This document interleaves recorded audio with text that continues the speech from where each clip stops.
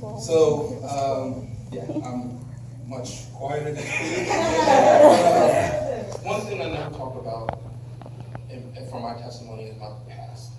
I stay away from it because it hurt, but it defined me. It made me who I am, and it set me forward. So I'll talk this one time, and after that, we're going to pretend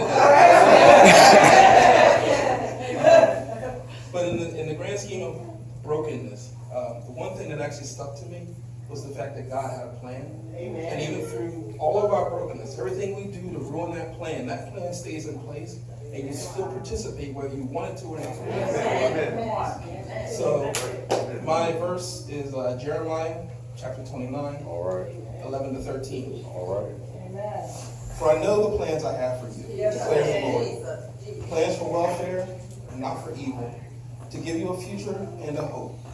Then you will call upon me, come and pray to me, and I will hear you. You will seek and find me, and when you seek me with all your heart.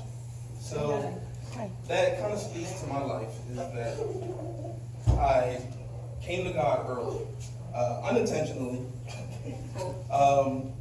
but we'll explain that in a second. So when I was 4 years old, God's plan manifested itself. I have asthma, and it's really bad. So we found out as a family that I had asthma because I was dying on the way to the hospital. No more breathing. You know, this is about the end of the show for the stewards. And so we got to the hospital, and one of the things I remember the doctor saying, I was 4 years old, was telling my mom to make sure I lived a comfortable life because I wasn't going to hit 18. Amen. So mom took her fear and went into ministry.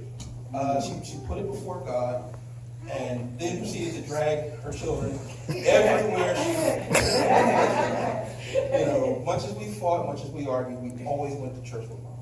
Mom didn't leave us home for a second, except the odd moment where I got to stay home with dad so we could watch a TV show. But that was a rare Sunday. Fast forward, I'm 8 years old. We're at another conference. Been in church all day long. We're sitting down eating dinner. And I just happened to notice that as I'm sitting, in the crowd eating, and I saw the bishop up on the dais with his staff, and they're all eating these wonderful meals, steak, lobster, I don't know, all kinds of stuff that I was just like, why don't we get that? We got this baked chicken, a tiny potato, and some vegetables. So I just happened to say to one of my friends, a little louder than I should have, I guess, that, hey, why don't they treat us this good, and maybe more people come to church. So the bishop's wife, Evangelist Huff, was walking behind me, and she heard that. And, she also heard me say, I could do that. I could do that job. That's easy.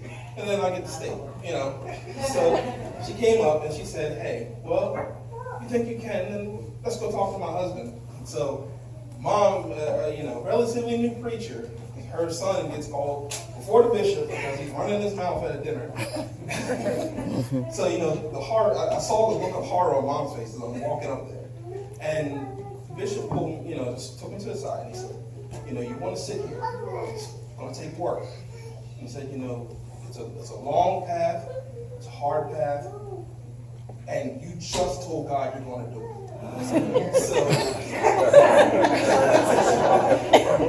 So I literally just jumped up and demanded I be chosen by him.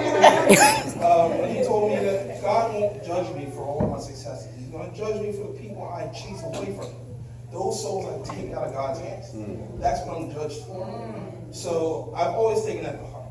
If I decide to go into ministry, I'm going to go the day I'm ready to stop running my mouth. Because I know I can talk people out of things in an instant. So it's still a fear. Like even right now, I'm doing this and scared to death. I'm going to say something and somebody's going to walk out the church.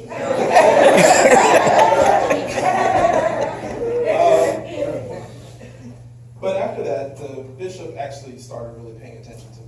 Every time he came to our church, he had me sit up in front of the church so that I could hear him preach or speak. He always addressed me. His wife always called me Little Bishop. Always. It was insane. And I was baptized at the age of 10. And then at that point, it actually started hitting some really hard times. Like I thought that the asthma was bad, but there are trials up there that top the worst you can ever think, and all you can do is hold on to God and pray. My dad was an alcoholic, and he left. And so that made me angry. Like, why would you leave us? Why wouldn't you stay? Help us. The house we were staying in was condemned, so we were literally put out into the street. And we were homeless for almost a year. We ended up in a motel. It's called the Friendship Motel. I never want to go back to this place. It was a trucker motel. They would put Section 8 people in that were waiting. If they just had no place to go. And so we stayed there for, like I said, the better part of a year. Me, my mom, my little sister, my older sister, her 4 kids. We had 2 rooms, and it was easily 10 people. It was ridiculous. And then the worst of it was that the school bus, when I would get out of school, would drop me off in front of the hotel, and I was the first stop. So all these kids on the bus that knew me, oh, you homeless, look at that. You live in a hotel. So, just embarrassing day in, day out. And like I said, it just added to anger, instead of hurt. And I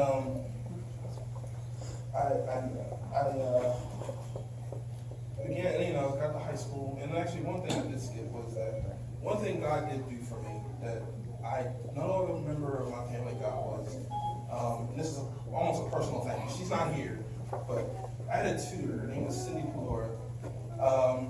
When I was diagnosed with asthma, I missed a lot of school, months at a time. And so she tutored me pretty much from the first grade to high school. And in doing that, she put me so far ahead of my peers that I was doing trigonometry and calculus in the 9th grade. I was reading at a collegiate level, she put me very far ahead. And I actually got into a special program to go to a different school because they didn't have classes for me at my school. Funny thing is they put me on a short little yellow bus. My friends always ask me like, oh, what's going on? He just thinks he's smart. But once I got to high school, I kind of stepped away from God and began acting out, stealing. Mom had to pick me up from the police station once or twice. And actually once she told me, you can stay here tonight or you can come home with me, and I don't know if you're going to make it. So I stayed tonight.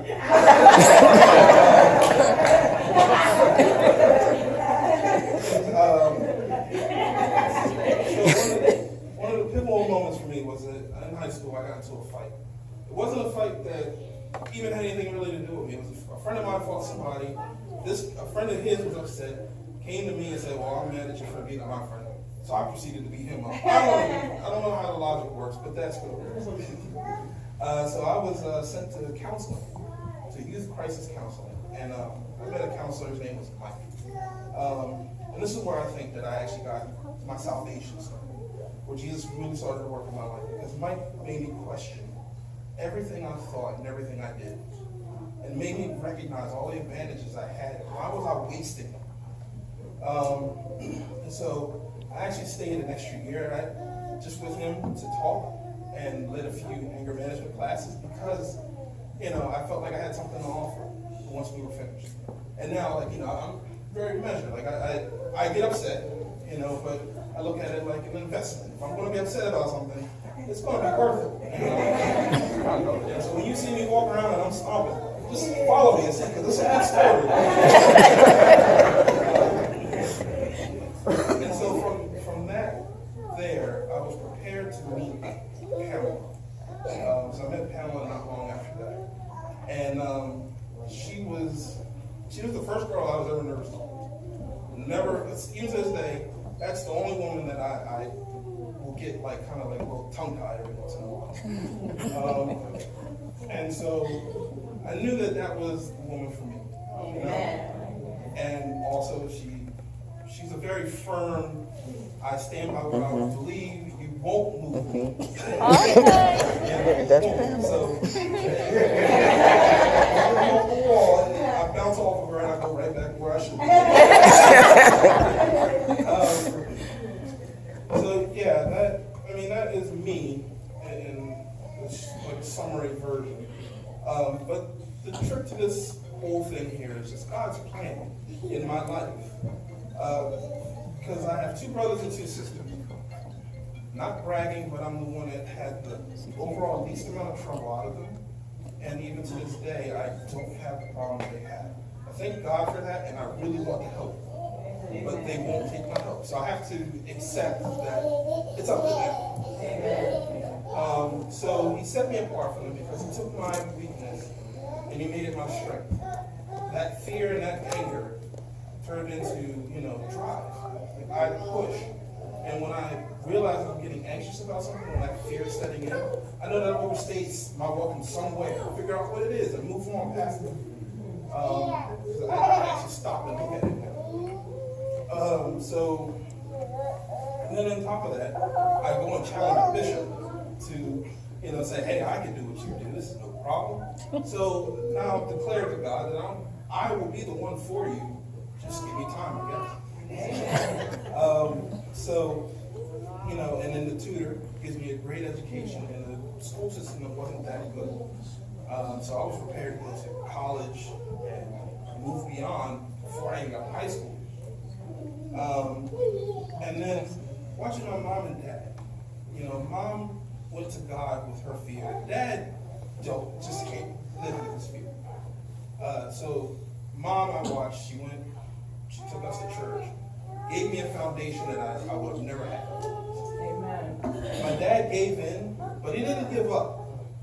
In the end, he didn't give up. And it took, 29-year-old me to see it. Kid me didn't know or understand. It's hard being that.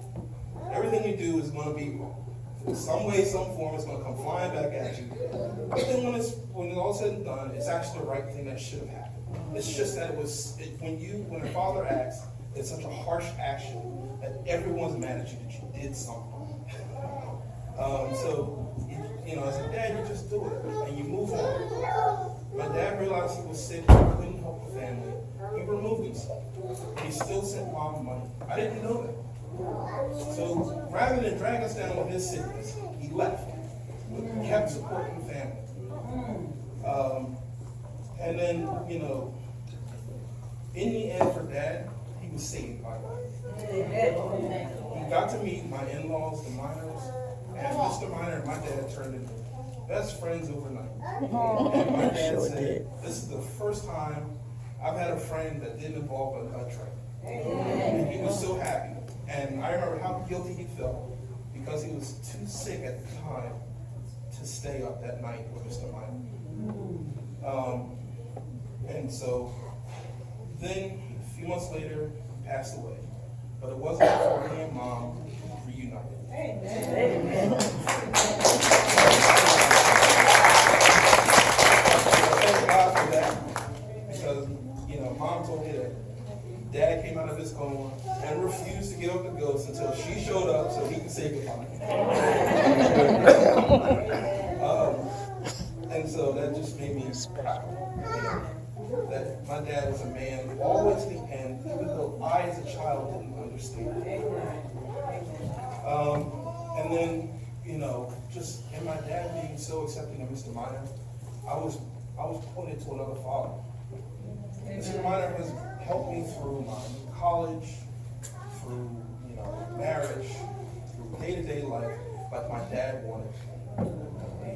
So I know that my dad is proud and he's happy that everything worked out for everyone in the end. Amen. And then finally, in general, throughout my Christian life, I've always been surrounded by strong men and women of God.